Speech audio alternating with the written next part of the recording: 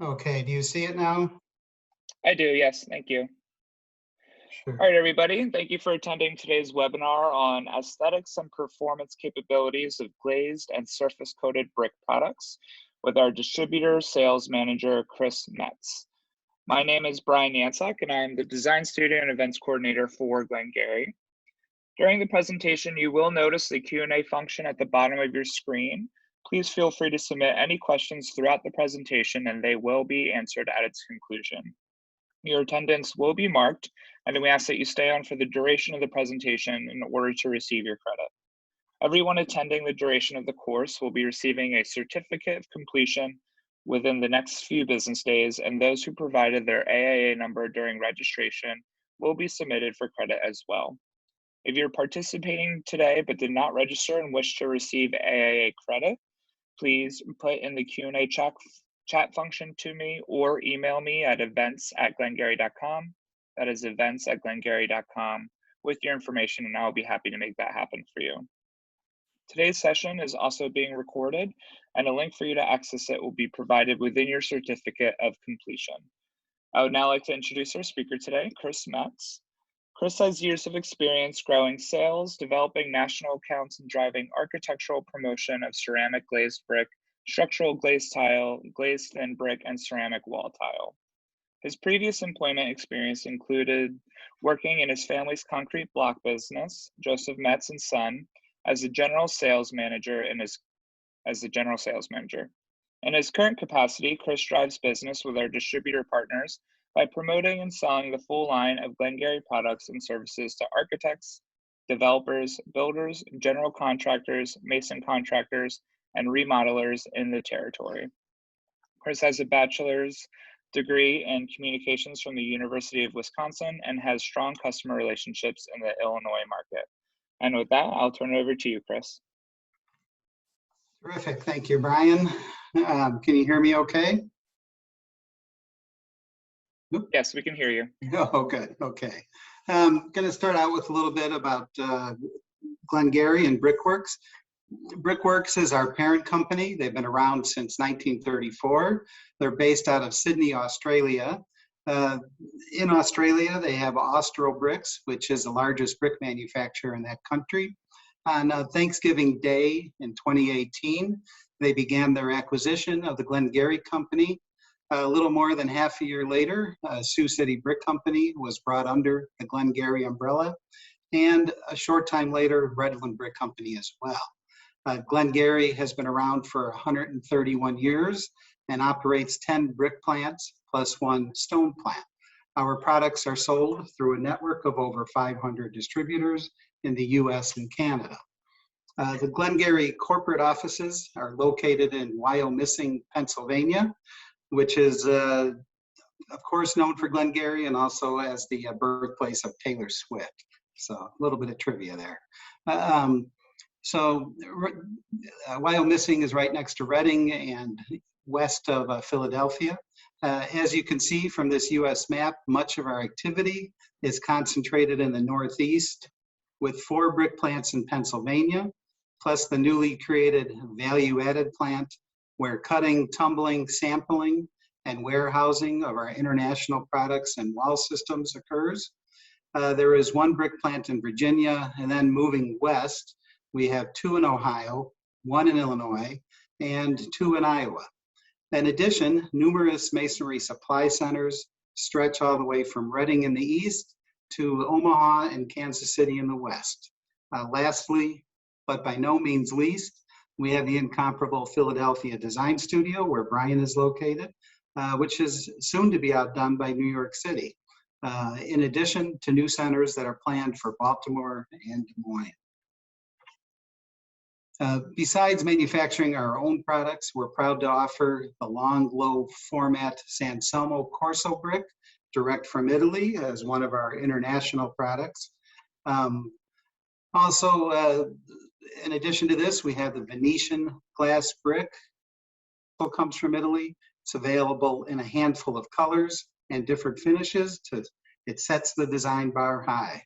You can do a lot of different things with the glass brick. Clay coat or on-go brick are a unique coated brick, which will be discussed further in this presentation, along with glazed brick.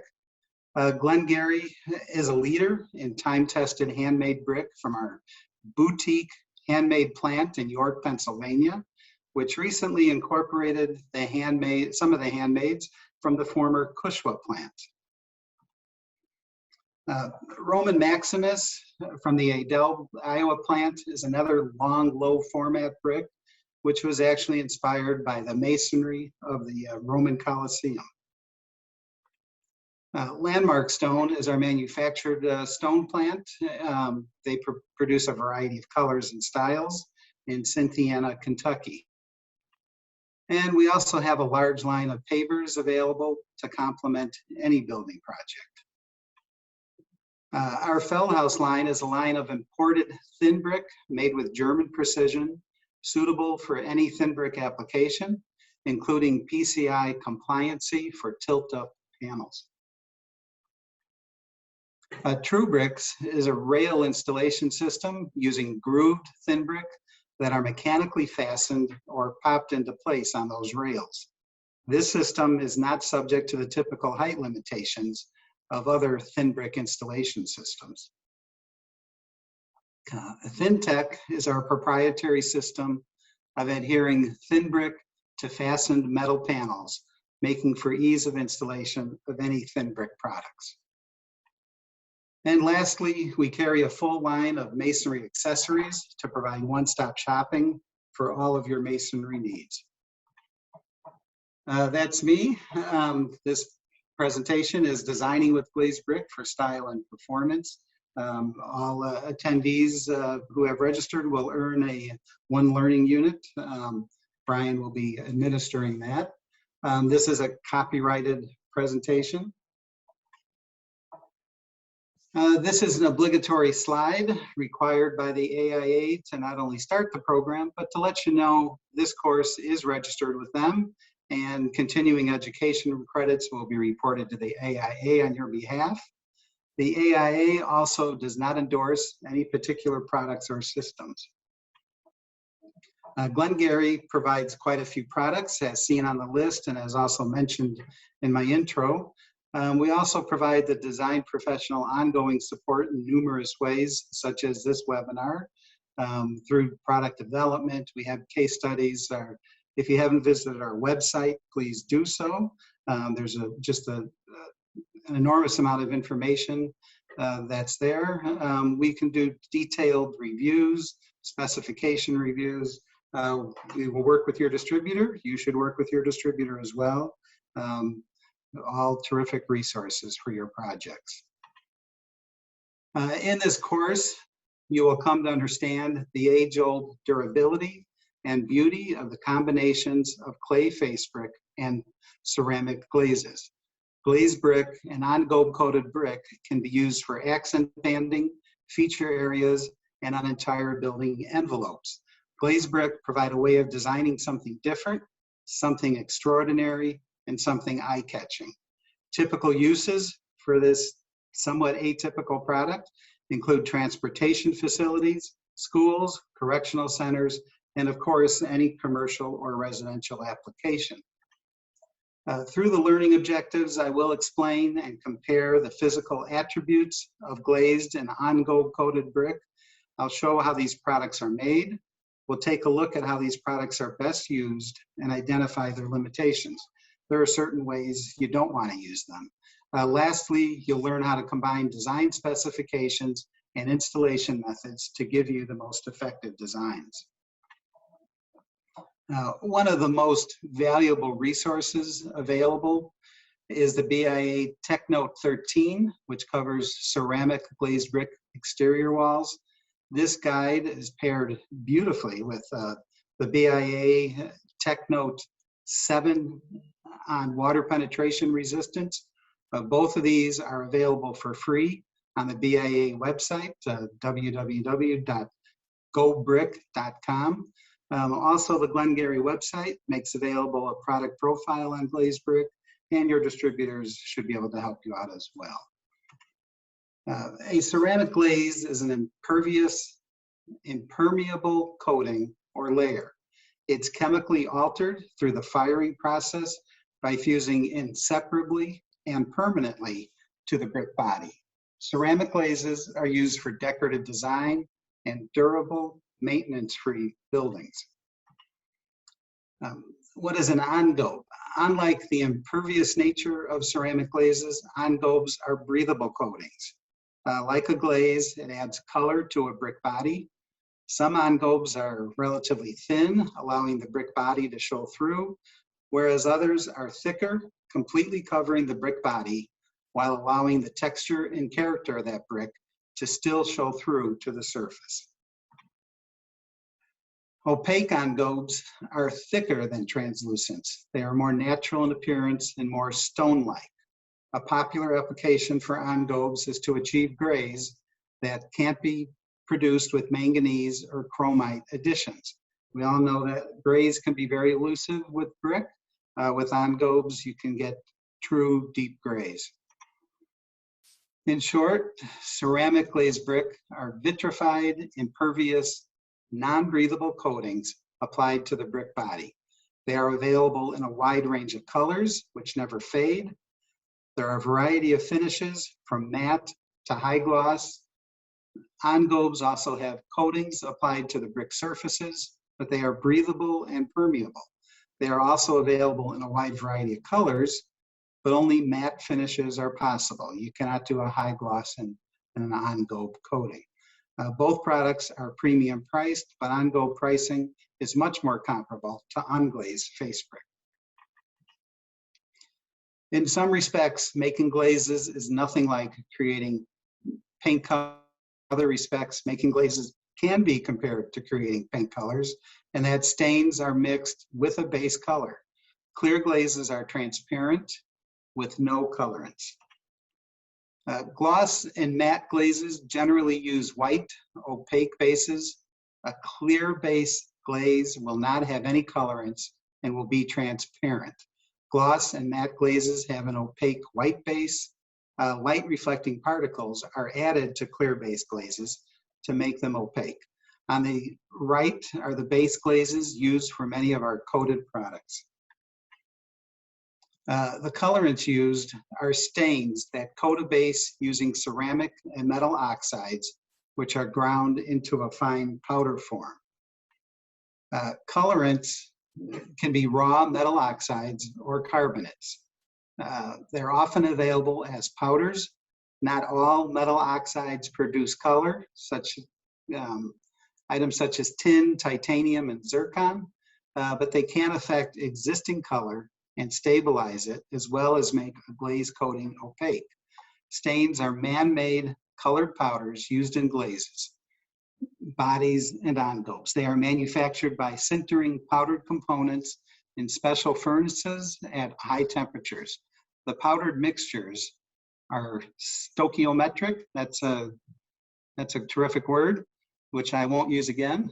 They're carefully compounded, they're finely ground, and they're vigorously blended so that adjacent particles react without needing to be melted. After firing, the material is ground in such a way as to control the particle size within a specific range, often unique to each type of stain. Some stains can be acid washed after grinding. These processes render them more resistant to dissolving in glazed metals or melting themselves. And I could go on with that, but it's just the chemical process by which the iron oxides in the firing process are bonded to a ceramic body or to a brick body. Encapsulated stains are a newer development in glaze technology. They enable difficult to achieve colors like bright reds and oranges. Typically, real bright colors can be difficult to achieve in ceramics at the normal firing temperatures that brick kilns are set at. Some glaze colors are unstable at normal brick firing temperatures. Other manufacturers may apply a glaze to a fired brick and then refire it at a lower temperature to achieve difficult colors and finishes. Encapsulated stains are mainly used to achieve bright reds and oranges. These are fired at our normal temperature and are not double fired. A Glen-Gery glazed and clay coat brick are single fired. We don't make a double fired glazed brick or on-go. The coatings are sprayed onto on-fire brick bodies. When the brick is fired, the glaze or on-go is simultaneously fused to it. Most glazed and on-go coated brick are single fired units, meaning the body is fired after being coated. So here's a short video showing glaze being mixed and the glaze being applied to the brick body. And the glaze is relatively thin, but it doesn't take much to coat the body. And here it's going through what's likely to be an airless disc sprayer. They're very efficient, very little waste. But the glaze is flung onto the brick bodies. And then just quality control, making sure everything is applied correctly. ASTM standards are used to measure the minimum requirements for brick bodies and their coatings. The typical ASTM for glazed brick is C1405. This applies to a solid glazed brick. ASTM C216 is a regular face brick standard, and this is used for the translucent and opaque on-go coatings. It used to be that glazed brick used a combination of 216 along with ASTM C126, which is a standard structural glazed tile specification. They used to combine the necessary aspects of each of those two. But in 1998, 1405 was created, and it combines the necessary aspects of each of those. Most glazed and on-go coated brick are considered to be solid. In the brick world, any brick that is at least 75% solid is called a solid brick. So solid brick can, and typically does, contain core holes. Brick with more than 25% coring is considered to be hollow and is also available as a special order. Glazed brick doesn't get off easy. The minimum requirements for the body of the brick are more stringent for glazed brick than they are for on-go coated brick. Physical properties for glazed brick bodies include a minimum compressive strength that is double and maximum absorption that is half that face brick. Mortar does not bond to glazes. So typically one face may be glazed, but not the ends. Clay coats or on-gobes do not typically have finished ends either, but if a finished end is desired, we can make coins or corners on the shapes line. Recently, we acquired the capability to produce on-go brick with two finished ends. The face brick standard, ASTM C216, requires on-go brick to have at least one end finished with the same texture or color as the face. Coatings must not interfere with the normal laying or performance of the brickwork. This project is Worldwide Plaza in New York City. It's a 47-story high-rise, which provides a pop of color in what is otherwise a canyon of mostly tinted windows. It's proof that on-gobes can be used in a high-rise construction. The service records of the performance of particular coated brick in exterior locations may be accepted in place of freeze-thaw testing. On-gobes are covered by ASTM C216, which does not mandate freeze-thaw testing. It does allow a successful real-life performance record of more than 50 freeze-thaw cycles instead of actual lab testing, which could take up to 4 months to complete. Specific to glazed brick, ASTM C1405 requires an impervious surface which must not craze, must be resistant to fading from chemical exposure. It has to rate above 5 on the Mohs hardness scale. That's about the hardness of a knife blade. It must also be fire resistant and has to be able to pass an opacity test where the body does not show through to the surface. Here we see the Chrysler Building in New York City, perhaps the most famous Art Deco building in the world. Its white glazed brick have successfully survived the elements for over 90 years. These two projects in Chicago, both close to Lake Michigan, have been around for a while now, over 5 decades, while they are surviving the elements without any issue. Sheridan Towers is only 21 stories tall, while the 1130 South Michigan building is over twice that height.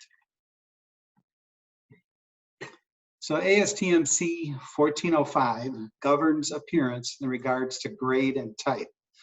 Grade S is the typical and most similar to an FBX rating for face brick, which is the most stringent face brick rating for dimensional tolerances. Grade SS takes matters one step further and is even more stringent. Type 1 units are glazed on one face, while type 2 units are glazed on 2 faces. As you can see from this table, under ASTM-C 1405, grade S dimensional tolerances vary by face size from 1/16 to 9/32 of an inch, while grade SS dimensional tolerances are 1/16 inch for all sizes across the board. This is Richardson Middle School in Chicago that incorporated both glazed brick and on-gobe coated brick in its design, along with regular face brick. The white that we're seeing is an on-gobe coated brick, while the reds, yellows, purples, the greens, those are glazed brick. All coated brick should be stored off the ground to avoid contamination by water, mud, dust, or other materials that may cause staining or other defects. That's a good rule of thumb to follow for any building product. In addition, glazed and clay coat or on-go brick should be stored in a protected area to avoid impact damage. You don't want forklifts or dump trucks to be running into your brick piles. Cubes of glazed brick should not be double stacked or be used as supports or work areas or work surfaces. Glazed and on-go coated brick should be handled with care and maintained in their protective packaging as long as possible. The glaze is similar to glass and can be chipped by contact with metal objects such as tongs or trowels, or even adjacent brick that they bump up against. Packaged in cardboard trays with cardboard separators, the brick should be kept in this packaging until it is laid in the wall. With that said, once the material is in the wall, glazed brick are very difficult to compromise. Several different glaze finishes are possible, from smooth to mottled or speckled. Typically, just the face is glazed, and coins and corners need to be ordered separately. This is Mount Sinai Hospital in New York City. It's an on-go project which utilized quite a few special shapes. Now, you wouldn't want to have a miter joint there. It's best to have the plant make the unit in the shape that you need, or the plant make it in the shape that you need it in. Water does not evaporate through a glazed surface, so glazed brick should always be used in drainage walls that include an airspace and flashing to drain any water that enters. Should be a 2-inch clear airspace. Excess water must be prevented from entering the airspace or the cavity, and water that does enter must be eliminated quickly. Venting the airspace is also recommended to accelerate the drying of the brickwork. This is a detail from the BIA Tech Note 13 showing a 2-inch clear airspace, proper flashing, weeps, and also vents. It's also a good idea to have a good cap on that wall to prevent water from getting into it in the first place. Open head joints would be located a course or two below horizontal interruptions of the airspace, such as shelf angles and flashing locations. Vents should be placed 24 inches on center and staggered between weeps. and insert can be included to deter insect access. In multi-story construction, the horizontal placement of vents and weeps should be staggered, or louvered inserts may be utilized to prevent draining water from entering vents. You don't want water to go out of the weep and then travel directly into a vent below it. When wick or tube weeks are used at the base of a wall, additional vents should be added no more than 2 courses above weeps to best assure air movement through the airspace. Here you can see some vents and weeps in the wall.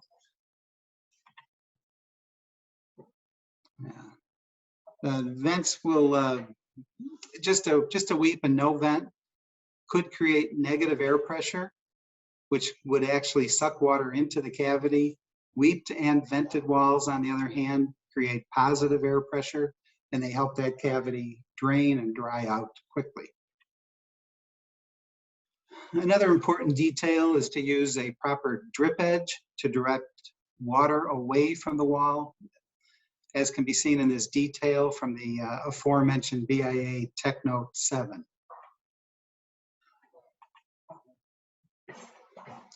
Where do you not use glazed brick? Don't use it in the areas known to encourage water penetration, or where water does not drain away quickly. Applications to avoid include anything below grade. Retaining walls are not a recommended use.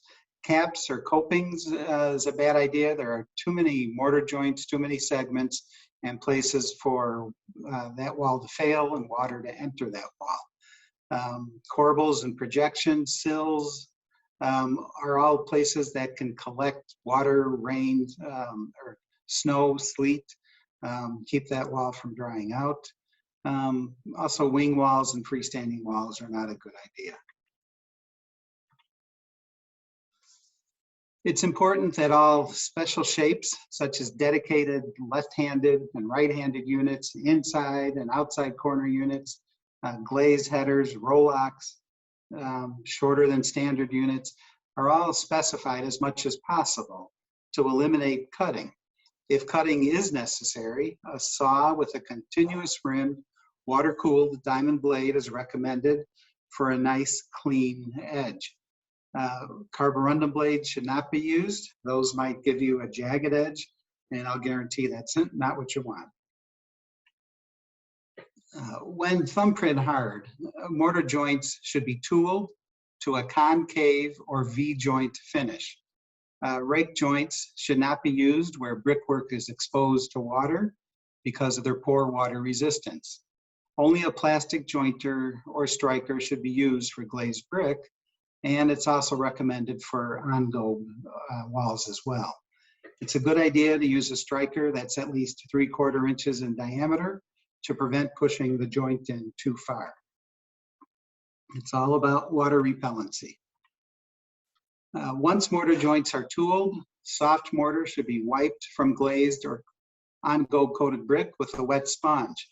If necessary, larger clumps of mortar can be knocked off with wooden paddles or a stiff bristle brush at the end of each shift. I've heard sometimes they use just burlap bags to wipe down glazed brick walls.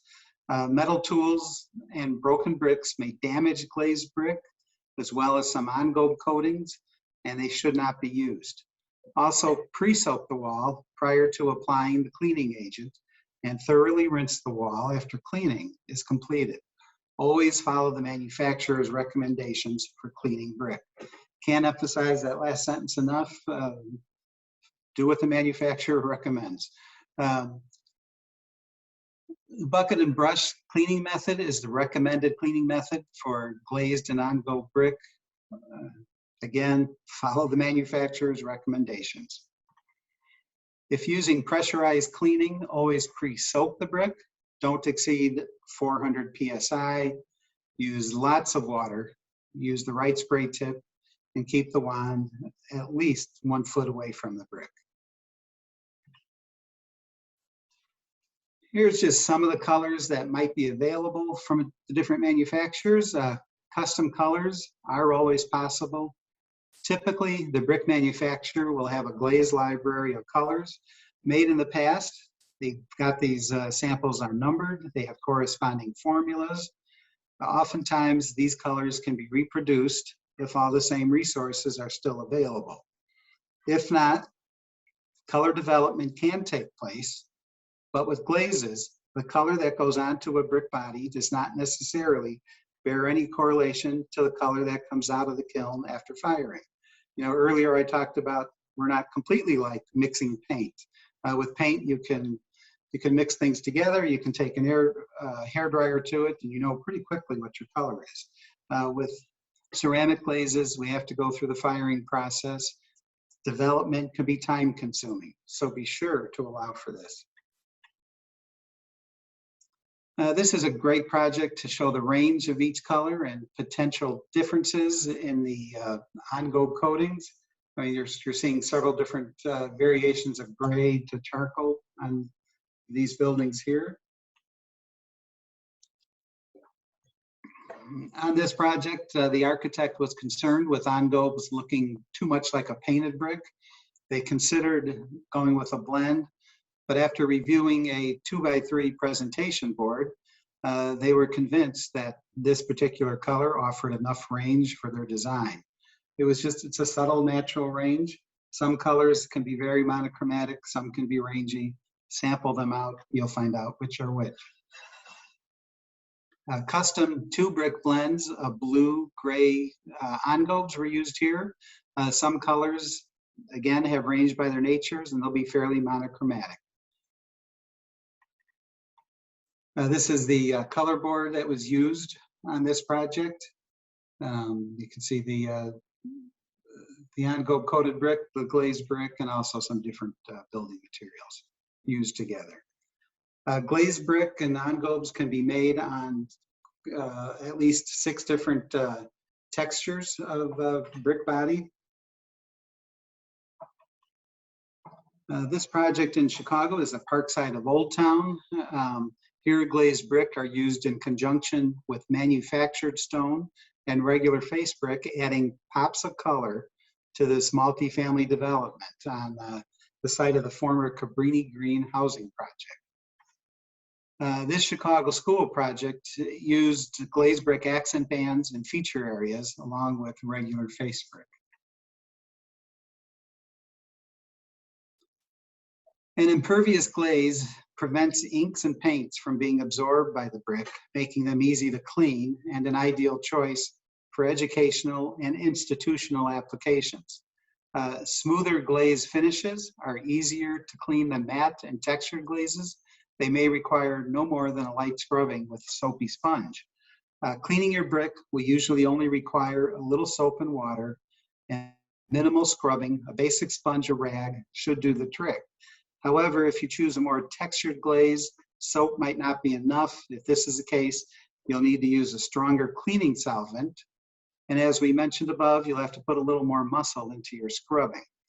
Keep in mind that paint cures in the first few hours and days. So the sooner you get to your graffiti problem, the easier it will be to remove it. But don't worry, even old paint can be removed with heavy scrubbing and scraping. And the beauty of it is you do not take the finish off, you maintain the look of the original brick. Glazed brick is nothing new. It's been around for millennia. Here we're seeing a small portion of the Ishtar Gate, built in 575 BC at the entrance to the ancient city of Babylon. King Nebuchadnezzar, who built it, wasn't a very nice guy, and invaders went after him and destroyed this gate shortly after it was built. In the 1930s, German archaeologists excavated it, they found it, they excavated it, and reconstructed it in the Pergamon Museum in Berlin, Germany. Most of the brick were intact, but some had to be made new to complete the installation. I always like to ask how many building products have been around for over 2,500 years. Ceramic glazed brick, when exposed to fire, they produce 0 flame spread, 0 smoke density, and 0 fuel contribution. Other products cannot necessarily make the same claim. Just because a product contains the word glaze in its name doesn't mean it's durable. Think of glazed hams, glazed donuts. They might be tasty, but they're not durable. And if the word ceramic can be attached to the word glaze, you know durability is inherent. By now, you have learned that glazed and on-go brick are durable in any climate. They will last forever with proper detailing and installation. This project is the David Whitney Building in Detroit, Michigan. It was designed by the successor firm to renowned Chicago architect Daniel Burnham. This 19-story building opened in 1915, and for decades it served as a bustling retail and office center in downtown Detroit. Underwent an extensive and significant renovation in 1959, but ultimately closed its doors in 1999. This building then sat empty for a number of years until the Aloft hotel brand revived it, restored it, and now its walls gleam once again.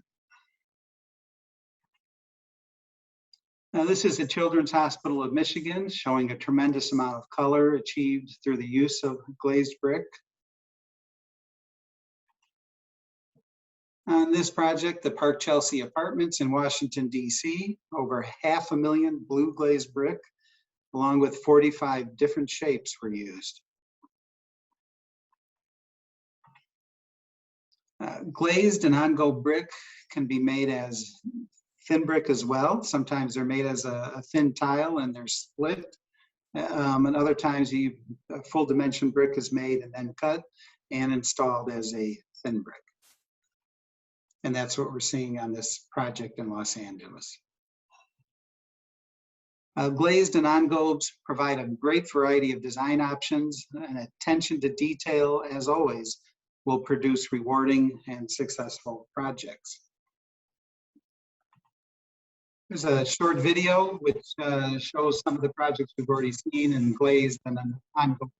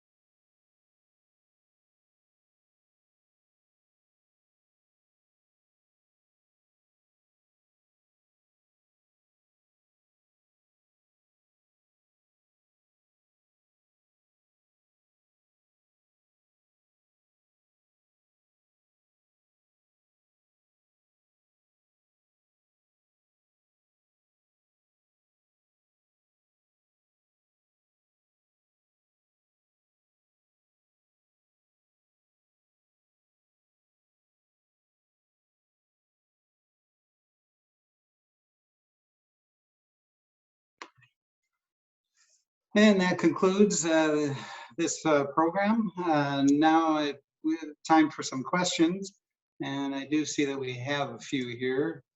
Let's see, how frequent in horizontal brick, this is from Jim Dudney, how frequent in horizontal brick courses is flashing recommended for glazed brick?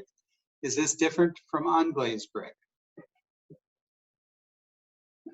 Flashing is recommended at the bottom of your cavity, just like with any glazed brick, I'm sorry, with any face brick wall. Nothing out of the ordinary there.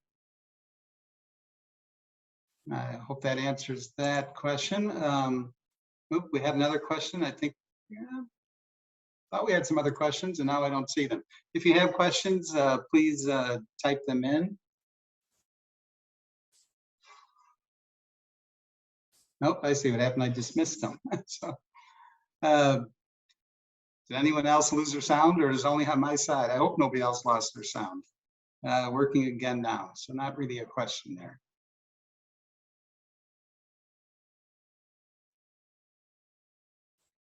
Okay, anybody else? Let me know if you've got any questions. Okay, nice presentation. Thank you. Thank you for attending. Are custom shapes popular? They're as popular, I think, as you want them to be. We can do custom shapes. Custom shapes always, they may delay a project.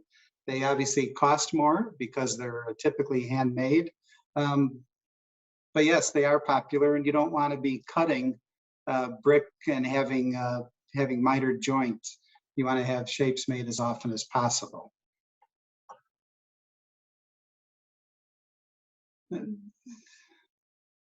So do prices vary on which color is selected? Dark reds typically are more. That can be the case. It depends on the manufacturer. Some colors may be more expensive than others. Dark reds are more difficult to manufacture. So somebody did ask about the differences between an engobe and a glazed brick. Engobes are breathable coatings. Glazed brick are impervious coatings that do not breathe. So the detailing is very crucial for a glazed brick, that you have a 2-inch clear airspace and proper weeps and vents to make sure that your wall dries out. There's no vapor transmission through a glazed brick. When water gets behind the wall in a freeze-thaw climate, you want to make sure that that water has a way to exit as quickly as possible. It won't be coming out through the brick itself. How about anti-graffiti? On an engobe, it's going to be a little bit harder to clean off. You're going to need some solvent.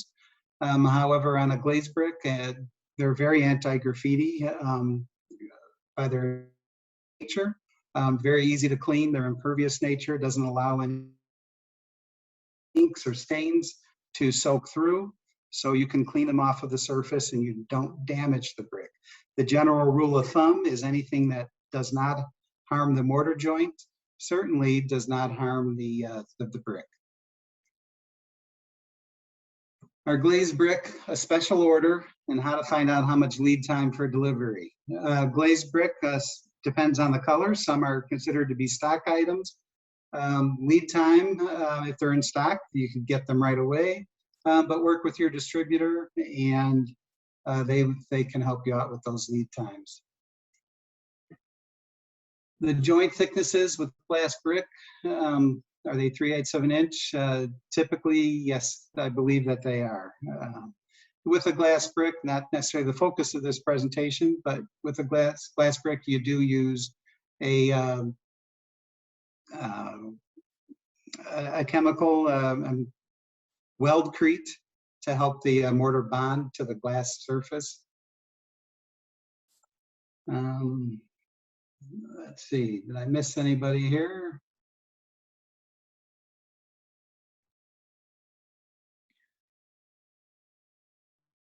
All right, I think that's all the questions we got, Chris, for today. Yeah, I think we Before we got them. close out, I do just want to remind everybody that you'll be getting an email with your certificate of completion in the next few business days. And if you submitted your AIA number during registration, you'll also get credit. If you did not and you attended today's course, please email events@Glen-Gery. That's events@Glen-Gery with your AIA information. Also, just wanted to remind everybody for our next webinar on energy efficiency and code compliance on April 7th at the same time, 12 p.m. CST and 1 p.m. EST. Otherwise, that's all we have for you today. Terrific. Thank you, everybody.